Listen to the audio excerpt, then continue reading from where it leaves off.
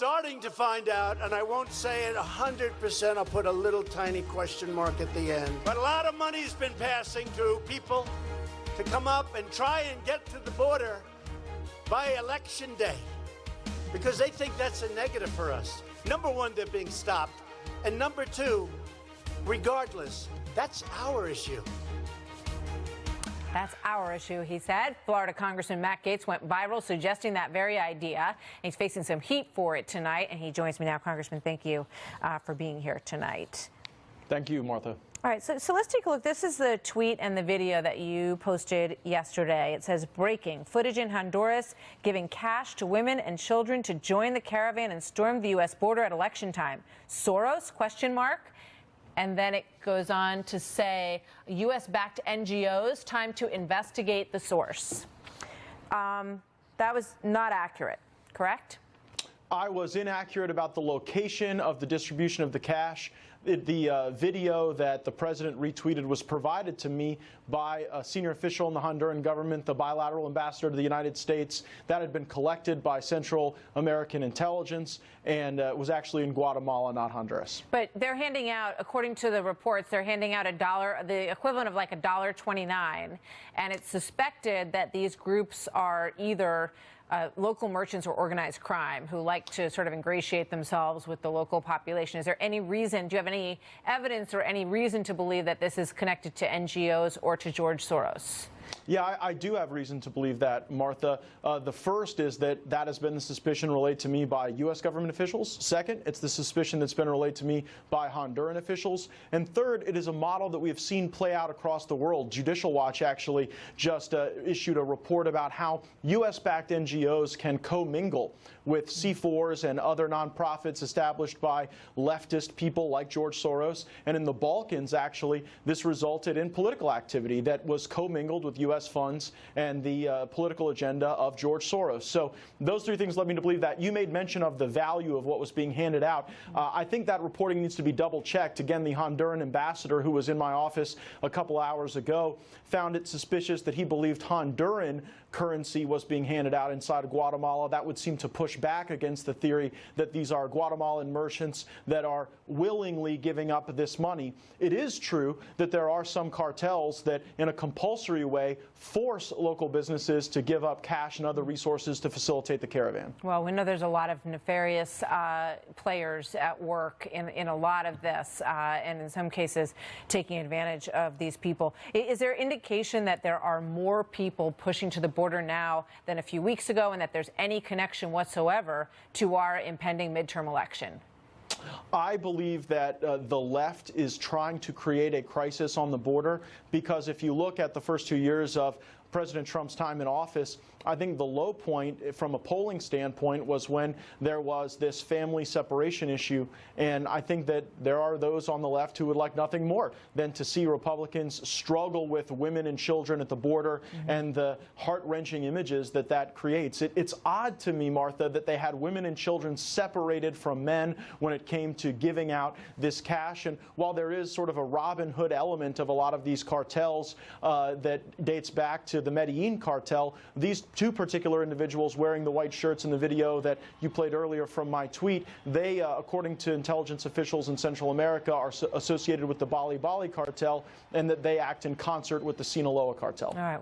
Well, we'll stay on it, and we'll see, what we can learn about the situation. Essentially, you stand by the basic underpinning of your tweet, correct? I do, except that I got the location wrong as a consequence of how it came to me. Understood.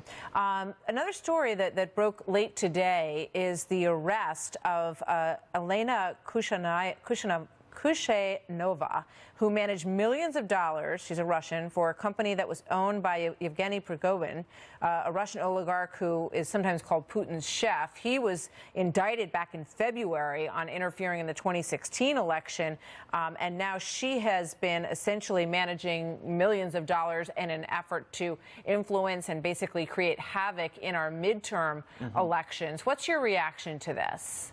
this is more of the same from Russia. Russia engages in a malign influence campaign all over the world. I would expect that they would try to undermine democracy here just as they have in other places. And it's why it's so important the work that's going on with the Homeland Security and a lot of our state election officials to ensure not only that we protect the integrity of the ballot, but that Russians don't find new ways to sow discord and distrust in democracy. Yeah, I mean, it does appear to back up the notion that what they like to do is sow discord on both sides, and that is what happened in the 2016 election, and it appears that the effort at least has been made in the midterm elections as well. Congressman Matt Gaetz, thank you very much. Good to see you tonight. Good to see you, Martha. You too. So just 17 days away now, we will know if Republicans maybe hang on, as some are suggesting is a possibility at this point, to their majority in the House. But where do the numbers stand? Chris Stirewalt, Fox News politics editor, here to break it all down for us. Chris, good to see you tonight. Howdy, Thanks for Happy being Friday. here. Happy Friday to you. So some pieces of journalism out there today, looking at some of these numbers, looking at where the money flow is moving in some of these races, suggest that some races that were thought to be unwinnable by Republicans now appear that they may be within reach. The Cook Political Report has predicted that Democrats could pick up originally 30 to 40 seats. They've now moved that number to 25 to 35 seats, and we know that they need 23. What do you make of that?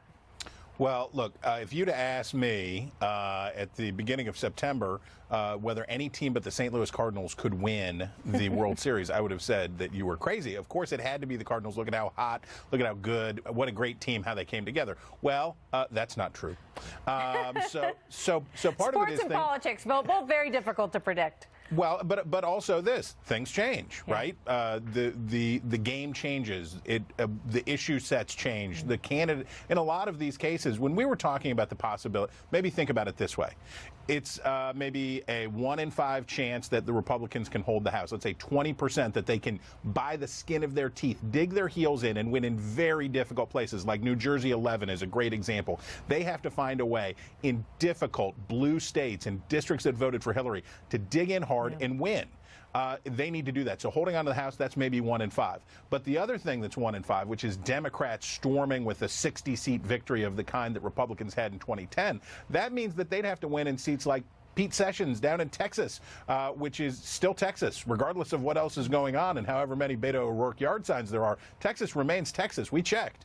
It will be very hard for them to get to that point, and that's why people are sort of cooling down or calming down, and they're looking at the races in specific, and what you see is what we've known for a while. Democrats have a strong structural advantage. The most likely outcome, yes, is in that 30 to 40 seat space in between, which is enough to give the Democrats a majority. But now people are finally realizing that doesn't mean that there's zero. It's not a 0% chance that Republicans win. It's actually pretty considerable. It's a 1 in 5. Fascinating. It really is fascinating. Here's the president's sort of closing argument that he's using to touch on certain issues that he believes these elections and the people running in them on his side of the fence need to pay attention to. Watch this.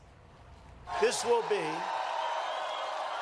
an election of Kavanaugh, the caravan, law and order. And come election day, Americans will remember Kavanaugh. I'm willing to send the military to defend our southern border, all caused because of the illegal immigration onslaught brought by the Democrats. I mean, it almost feels like the president has gone back to 2016. He's like, you know what? The wall and the border worked for me. They can work for these candidates as well in places like the suburbs in Minnesota and in the suburbs in Pennsylvania, some suburbs in California. Do you think that that closing argument could be effective for his team? If I didn't know better, I'd almost think he wanted the caravan to get here. But anyway, what did he say? That's our issue, as he said. Look, those issues work well in some places and will help Republicans who are running in red districts intensify the base, get them out, and in places like that Pete Sessions district in suburban Dallas, these things will help him. But in other districts, note John Culberson of Congress, also from Texas, who has a more difficult district than Sessions. He's not going to appear with the president. He's got a Houston area seat. He's not going to appear with the president when the president comes to Houston next week because it's not a good fit for him. So when you're talking about winning the House, it is not one size fits all. It's one size. It's 435 sizes fit all. Yeah. We'll just scroll through these real quick in the last minute we have. You got Iowa's 1st district, Texas 23, Florida's 2nd District, where the money is moving as it moves out of other places. Quick thought on those, Chris. Part of it is strategic, and down in Florida, that's certainly the races cook up late, and somebody can be helped by more money. And then, sometimes it's just that you got to pay, you got to dance with the one who brung you. So if you're Paul Ryan's leadership fund, and you're a longtime incumbent who's been loyal to Paul Ryan, even if it doesn't look so hot, you're still going to get some dough at the end because, gosh darn it, why not? Why not stick with us till the end? We had so much fun together. Thank you, Chris. Good to see you tonight. You bet. So coming up.